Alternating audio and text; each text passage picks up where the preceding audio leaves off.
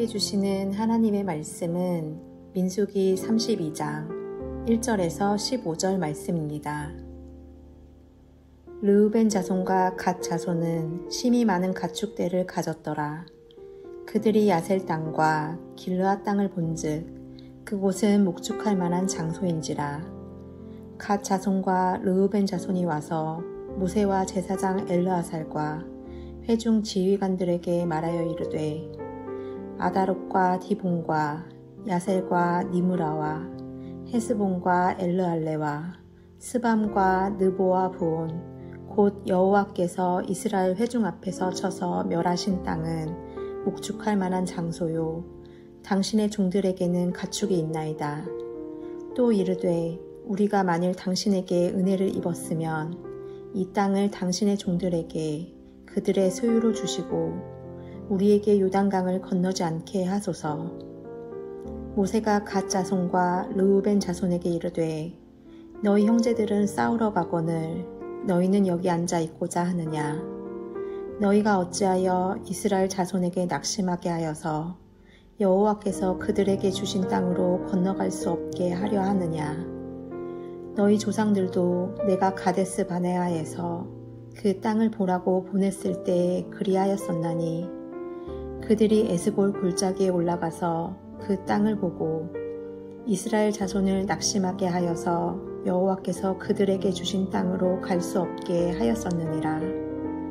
그때 여호와께서 진노하사 맹세하여 이르시되 애굽에서 나온 자들이 20세 이상으로는 한 사람도 내가 아브라함과 이삭과 야곱에게 맹세한 땅을 결코 보지 못하리니 이는 그들이 나를 온전히 따르지 아니하였음이니라. 그러나 그나스 사람 여분네의 아들 갈렙과 눈의 아들 여호수아는 여호와를 온전히 따르느니라 하시고 여호와께서 이스라엘에게 진노하사 그들에게 40년 동안 광야에 방황하게 하셨으므로 여호와의 목전에 악을 행한 그 세대가 마침내는 다 끊어졌느니라.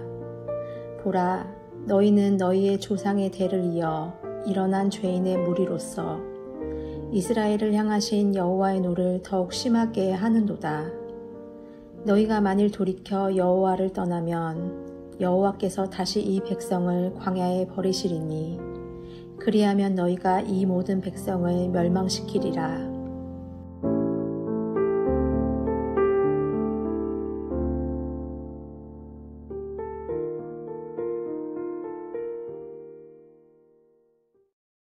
이스라엘 군대는 아모리 족속과 전투에서 완승을 거두었습니다. 그리고 남쪽 헤스본을 수도로 삼아 통치하던 헤스본 왕 시온과도 전쟁에 승리했고 북쪽의 바산 지역을 통치하던 바산 왕 옥을 격파하면서 그 모든 땅이 이스라엘의 수중으로 들어오게 됩니다.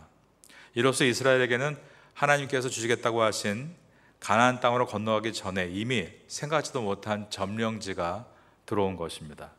이때 르우벤 지파와 갓 지파가 그 땅에 욕심을 내고 자신들은 가나안 땅에 들어가지 않고 이 땅에 머물면 좋겠다라고 말을 한 것입니다. 그 이유에 대해서 오늘 우리가 함께 살펴보려고 합니다. 오늘 본문의 첫 절인 민수기 32장 1절을 보겠습니다. 르우벤 자손과 갓 자손은 심히 많은 가축대를 가졌더라. 그들이 야셀 땅과 길르앗 땅을 본즉 그곳은 목축할 만한 장소인지라. 잠시 지도를 한 장 보겠습니다. 지도를 보시면 모압 평지라고 저 위쪽에 써있는 글자 옆에 작게 야셀이라고 쓰여있는 것을 보시게 됩니다. 이스라엘 백성은 이 야셀에 머무는 것이 아니라 이 야셀에서 왼쪽에 저 검은색으로 되어 있는 게 사해바다이고 저 위쪽에도 검은색으로 뭔가가 펴 있는데 거기가 갈릴리입니다. 저 갈릴리에서 사해바다까지 내려오는 강이 있겠죠. 그 유명한 요단 강입니다. 이스라엘 백성은 야셀 땅에 머무른 것이 아니라 야셀 땅에서 요단강을 건너서 강 왼쪽에 보시면 여리고라고 표현되어 있는 그 여리고 성을 통해 이스라엘 땅, 가나안 땅으로 들어갑니다. 여리고 성은 이스라엘 땅을 들어가는 첫 번째 관문이었던 것입니다. 이스라엘 백성들이 여리고 성을 지나서 가나안 땅에 들어가게 되면 목축업도 가능하지만 주업은 농업이 될 것이었습니다. 그런데 루벤 지파와 갓 지파는 다른 지파들에 비해서 상당히 많은 가축들을 소유하고 있었습니다. 그래서 그들은 자신들이 앞으로 가야 될 길은 목축업이고, 목축을 위해서라면 굳이 요단강 서편인 가나안 땅을 가기보다 요단강 동편인 이곳 광야 지역이 더 적격이다라는 생각을 갖게 된 것입니다.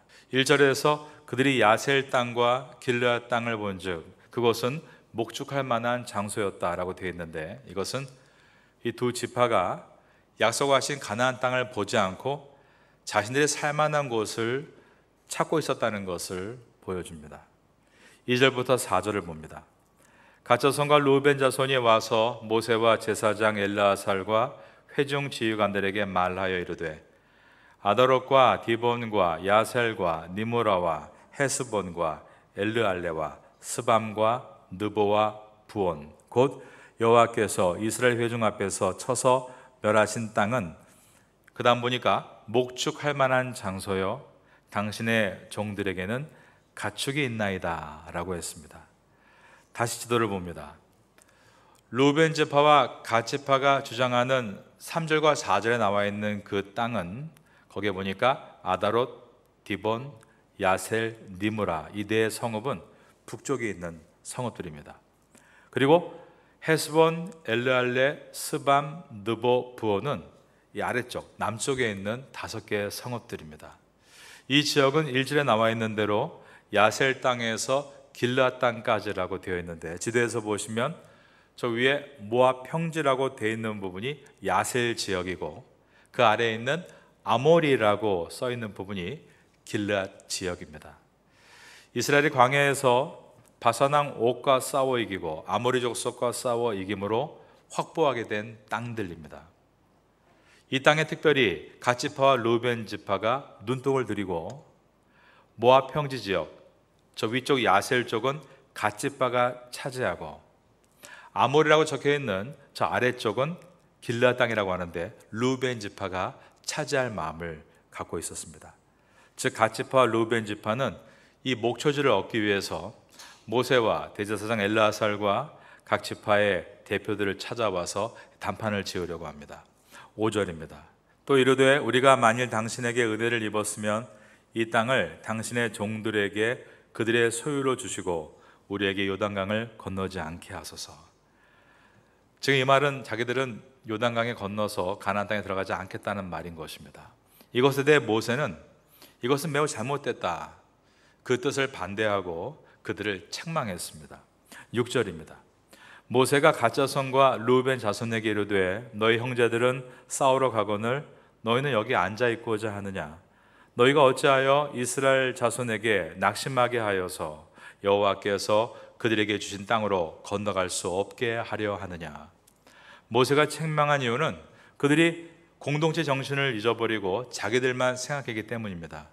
지금까지 이스라엘 12지파가 함께 광야에서 40년간 훈련받는 이유는 하나님께서 약속하신 가나안 땅에 들어가기 위해서였습니다. 그런데 12지파 중에서 2지파가 빠지게 되면 나머지 10지파의 사기가 저하되게 되고 다른 지파들도 자기의 살 길을 찾아서 가는 일들을 만날 수 있게 되는 것입니다.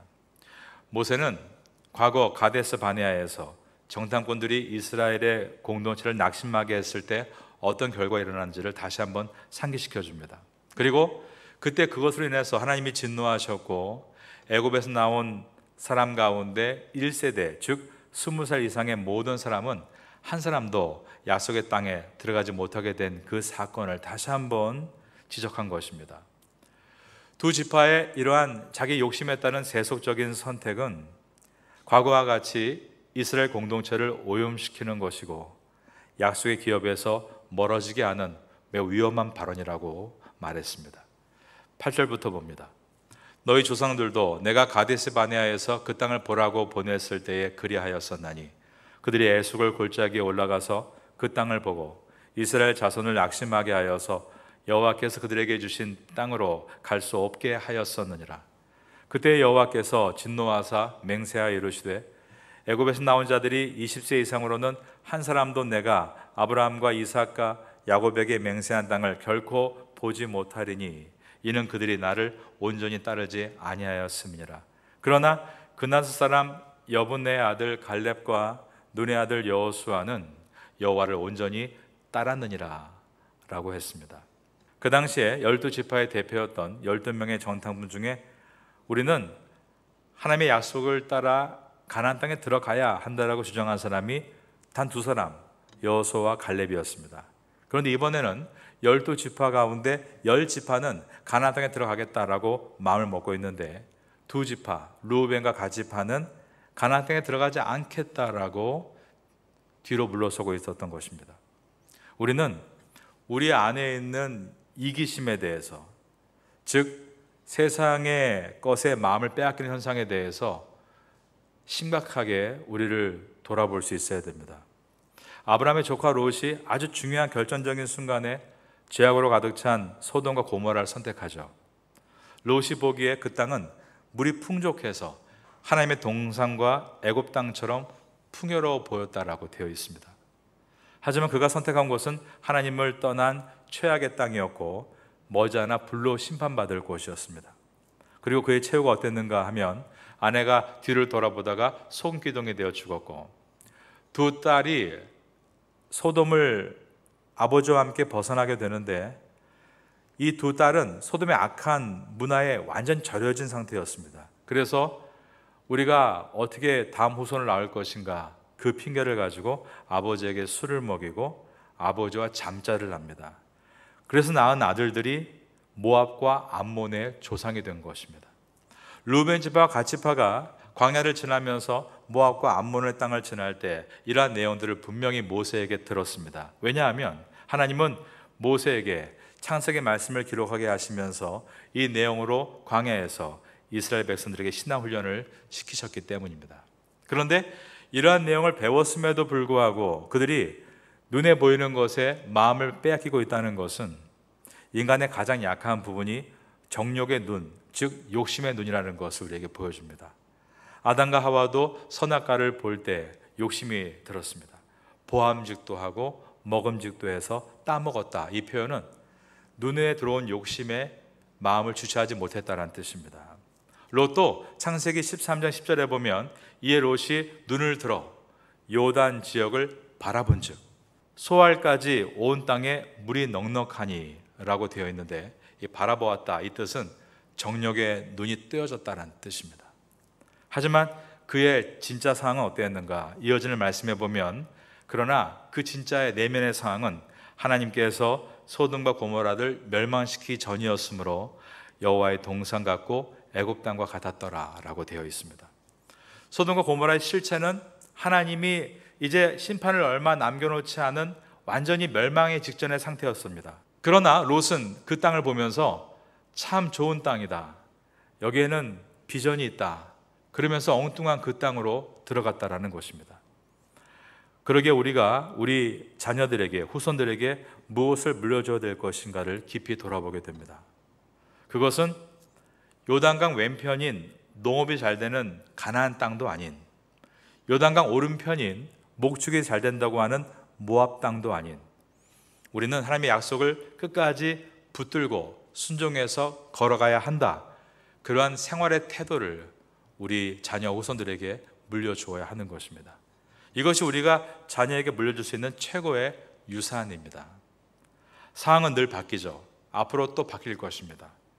그런데 자녀들에게 알량한 지식을 가지고 세일 오일이 대세다, 코딩이 대세다, 똑똑한 말 같지만 그렇게 우리가 말하는 순간 우리가 아이들의 미래를 예단하는 것입니다. 절대로 아이들한테 앞으로 무엇을 해야 한다고 말해서는 안 됩니다. 오히려 우리가 정말 온전한 부모가 되기 위해선 이렇게 말해야 합니다. 얘야, 솔직히 아빠 엄마는 잘 모르겠구나. 그런데 이것은 경제 전문가들도 화가 날 수 없는 부분이란다. 하지만 내가 알고 있는 것은 하나님께서 언제나 우리의 길을 인도하시는 거란다. 그러니 너는 너의 앞길에 대해서 하나님께 여쭙고 하나님께 약속을 받고 그 약속을 따라 걸어가렴. 중간에 유혹이 오고 힘들어도 끝까지 포기하지 말고 걸어가면 반드시 놀라운 그분의 인도하심을 만나게 될 거야. 이것이 우리가 해야 될 말인 것입니다. 그리고 부모로서 그러한 경험들을 자녀들에게 보여줄 수 있어야 됩니다. 작은 것이라도 그 경험을 자녀들이 가정에서 체험하도록 도와줘야 합니다. 즉 하나님 말씀을 따라 부모로서 순종하기를 힘쓸 때, 인내에 걸어갈 때 생각지도 않았던 놀라운 기적을 만나는 그러한 경험들을 우리 가족 안에서 자녀들이 체험하게 될 때, 자녀들은 가정을 떠나 이제 혼자 광야 생활을 할 때에도 그 원리를 가지고 끝까지 인내하며 걸어갈 수 있게 되는 것입니다. 이것이 복되고 아름다운 광야에 서 있는 우리들의 모습입니다. 우리 모두가 눈에 보이는 겉으로 우리의 마음이 끌려가지 않고 하나님께서 약속하신 그 목적지를 향하여서 끝까지 완주할 수 있을 때 그것이 참된 복이 되는 것입니다. 여러분의 가정에 이런 은혜가 있게 되기를 예수님의 이름으로 축원합니다. 가정이 작은 교회라면 교회는 큰 가정입니다. 오늘날 교회 공동체에서 다른 사람보다 더 헌신하고 봉사하는 것에 대해서 점점 회피하는 일들이 일어나고 있습니다. 처음에는 한두 사람이 빠지지만 점점 많은 사람들이 나도 안 해도 되지라는 마음을 갖게 되는 것입니다. 이렇게 되면 결국 봉사의 무게가 어떤 개인에게 집중되게 되고 공동체 전체가 위축이 되는 오늘 본문과 같은 상황이 발생하게 됩니다. 르우벤과 갓지파 때문에 이스라엘도 똑같은 일을 겪고 있는 것입니다. 르우벤과 갓지파의 선택은 공동체가 함께 해야 될 일을 뒤로하고 자기들이 원하는 편한 길을 스스로 선택해 나가는 데 있습니다. 하나님의 약속을 저버린 채 개인의 이익과 안위를 우선시하는 선택은 공동체의 유익과 건강을 해치는 매우 위험한 요소가 됩니다. 모두가 그러니 나도 그러겠다라는 생각을 갖는 것이 아닌, 나는 그런 모두인 다수에 있지 않고 모세와 같이, 여호수아와 같이, 갈렙과 같이 주신 사명을 감당하는 그 소수에 들어가겠다라는 마음을 가져야 하는 것입니다. 사도 바울은 우상에 바친 고기를 먹을 자유에 대해서 깊은 내용들을 고린도 교회에서 논합니다. 이 내용의 원칙적인 발달은 이것입니다. 예수님 안에서 자유한 성도들이 고기를 먹던 또 무엇을 먹던 음식에 대한 규례는 다 벗어난 것입니다. 유대인의 규례를 헬라인들이 지킬 의무는 없다라는 것이었습니다. 그런데 이것을 가지고 남들도 다 그렇게 하니까 나도 이렇게 하면 된다 하면서 사람들을 시험 들게 하는 그런 사람들이 많이 생겨나기 시작했습니다. 그러자 바울은 중요한 원리를 설명한 다음에 이렇게 말합니다. 하지만 내가 먹는 고기 때문에 어떤 사람이 시험을 받는다면 나는 영원히 평생 고기를 먹지 않겠다라고 선포한 것입니다. 이 말의 뜻은 자신을 공동체를 파괴하는 그 다수 안에 있지 않고 공동체를 살리고 본이 되는 소수에 서겠다라는 선포였습니다. 이런 하나님의 사람들을 통해 하나님은 지금까지 일해 오셨습니다. 하나님은 많은 인원을 통해서 일하시는 분은 결코 아닙니다. 우리가 앞장인 31장에서 본 것처럼 미디안 족속을 하나님이 심판하시죠. 그런데 60만의 군사들을 31장에서는 100만의 군사라고 표현합니다. 그러니까 20세 이상의 남자 60만 더하기 또 예비군도 있지 않겠습니까? 예비 병력을 포함해서 100만 명의 사람이라고 표현한 다음에 그 중에서 1만 2천 명을 선발해서 전쟁에 출정시킵니다. 그러니까 100분의 1을 보냈다는 뜻입니다. 사사시대의 기드온은 하나님께서 300군사를 세우라고 하셨습니다. 근데 적들은 13만 5천 명이었습니다. 그러니까 450배에 달하는 숫자 앞에서 전쟁을 치르라고 하셨습니다. 하지만 이 전쟁에서도 하나님께서 승리를 주셨습니다. 하나님은 이와 같이 어떤 준비된 몇 사람 소수를 통해 일을 하십니다. 그들을 통해서 본을 보이게 하시고 그 본을 통해서 방향을 계속 잡아가시는 것입니다. 우리 교회 안에 여러분 중에 어떤 분은 또 학생으로, 청년으로, 또 어른으로, 장년으로 그런 본이 되시기를 축복합니다. 하나님은 그런 본이 되게 하실 때 반드시 상을 주십니다. 민수기 31장에서 본 바와 같이 전쟁에 나갔던 1만 2천 명에게 하나님은 눈에 보이는 분명한 상을 주셨습니다. 여러분, 우리 주변을 돌아보십시오. 정말 하나님 앞에 헌신적으로 뛰고 달려고 있는 사람들에게 하나님께서 복을 주고 계시다는 것을 분명히 알 수 있습니다. 그 이유는 한 가지죠. 그 본을 통해서 많은 사람에게 무엇이 옳은가를 보여주시기 위해서입니다. 많은 다수의 사람과 같이 늘 뒤에 뒷짐지고 앉아있고 함께하지 않고 늘 사람의 눈치만 보는 자리가 아니라 소수의 어떤 사람과 같이 하나님과 함께하고 그 일을 감당해 나갈 때 하나님은 상 주시는 이심을 보게 되는 것입니다. 광야 같은 세상에서 하나님 말씀과 약속을 따라 묵묵하게 걸어가는 우리들은 모두가 광야에 서 있는 하나님의 사람들입니다. 우리는 그 안에서 공동체의 본이 되라고 부름받은 사람입니다. 여러분 교회의 본이 되시고 여러분 가정의 본이 되시고 그렇게 많은 사람에게 영향을 줄 수 있는 좋은 리더가 되심으로 여러분 개인적으로는 하나님께 상을 받으시고 많은 사람에게는 많은 도움과 은혜를 흘려보낼 수 있는 축복의 통로가 되시기를 바라겠습니다. 여러분 인생 가운데에 모두 각자의 들어가야 될 마지막 결승점 가나안이 있습니다. 늘 여러분께 말씀드리지만 민수기의 말씀은 구원의 이야기가 아닙니다. 구원의 이야기는 출애굽기 이야기입니다. 민수기는 우리 인생 가운데 광야 같은 삶에서의 승리를 말씀하는 것이 민수기입니다. 민수기를 지나면서 그 승리를 얻게 되시기를 예수님의 이름으로 축원합니다.